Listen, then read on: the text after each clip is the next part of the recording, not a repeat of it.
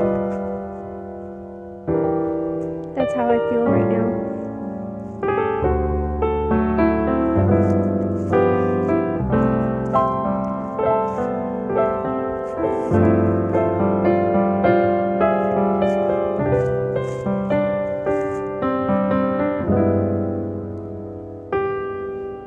Totally how I feel right now. Hey everyone, welcome back to my YouTube channel. I'm Tiny Car Camper Claire. Tiny Car Camper Parker is back at the hotel where he's more comfortable with all of this going on, and he's actually probably better off because I'm having a pretty rough time, and I promised myself that I'm not going to make these videos when I'm like this, when I'm on 4 hours of sleep, and I'm convinced that every tool-wielding individual on YouTube is a liar.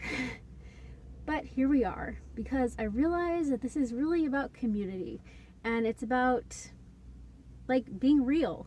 So this video, I'm going to be talking about why, if you are taking the seats out of your car, it is not always as easy as it looks. And I would please encourage you to take all the time that you need to get this done, because I personally am running out of time. I have a deadline, and this has been going on for weeks and months, and I realize that, you know, for some people this might be really easy. I know, like, in a lot of YouTube videos I watch, it's like it's like so easy. It's like we're done, we built out our Prius, it's great. And I realize that some people are a little bit more adept, you know, with tools. I have no prior experience whatsoever, and I actually paid people to take these out. I went to a body shop. The mechanic would not do it because of airbags, and so what happened is I took it to a body shop, and they did some mods, and yeah, I'll like show those pictures. That I'll run that B-roll a little bit later in the video, but I did get a couple modifications done to the car on the outside, and there's a little problem with it, but we'll talk about that later.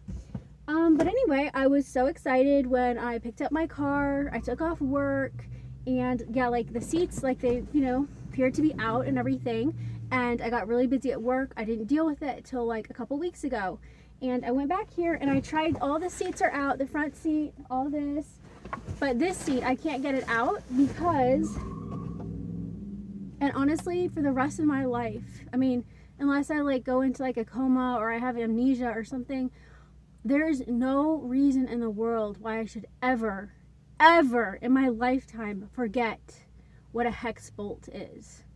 It's like etched into my mind. I will never forget about it, because this little bolt, I'm losing sleep over it, and it's ruining my life. It is truly ruining my life, and I want them out now of this car, but it's not happening, because the problem is this seat.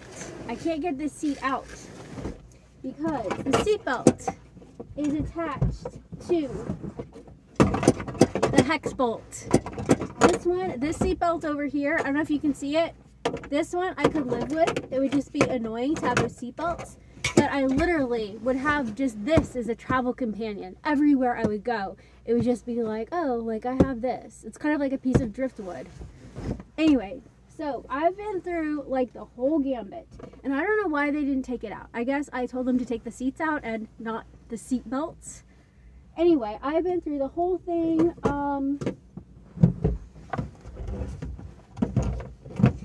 Don't try this because it broke. I first started with this little Craftsman puzzle thing. It broke. I tried, like, what's it called? I tried this stuff. I went to Ace Hardware store. I had a guy come out here, and he actually looked at the hex bolt. I got a ratchet, and I got like a T50. Like, that's the thing it took. And he actually came out here and looked at it, and it fit. But I came out, I couldn't get it off with this. I tried with the power drill. I went to Tractor Supply. I got, yeah, like the lead. I didn't know I needed a lead. I like had like the T50. And anyway, I tried the lead, and yes, I did put it in counterclockwise. I did all of that, and it's not coming out. So basically, if you're gonna be doing this, like, please, like, it is not clear that these will come out in a flash, because first of all, the mechanic, he wouldn't even do anything with this stuff just because of like the airbags. So if you have like a newer car, like don't even count on that. So you're gonna have to find a custom place. And please, like if you do pay somebody, or if you take your car somewhere for them to take the seats out, please, before you leave, double check to make sure that the cord has been cut. Truly, it's like, cut the cord already, mother. Anyway, it's not pretty around here. I have all, like, this is like my outlet, and it's very frustrating when you have like your outlet but you can't move forward, and I keep buying like all this stuff that doesn't work. So at least I do have some tools like for the future. So what I think I'm gonna have to do now is just call the mechanic.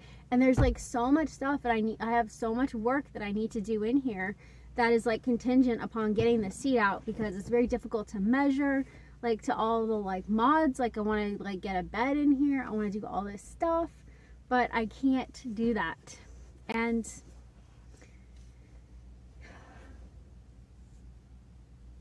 I know that some people, this might be really obvious to some people, like maybe I'm doing it wrong or something, but I really don't see what else there is to do. I tried hammering it, like I hit it, like it soaked in that stuff. So if any of you have any suggestions, but if you think that you're always just going to get your seats out like that, think again.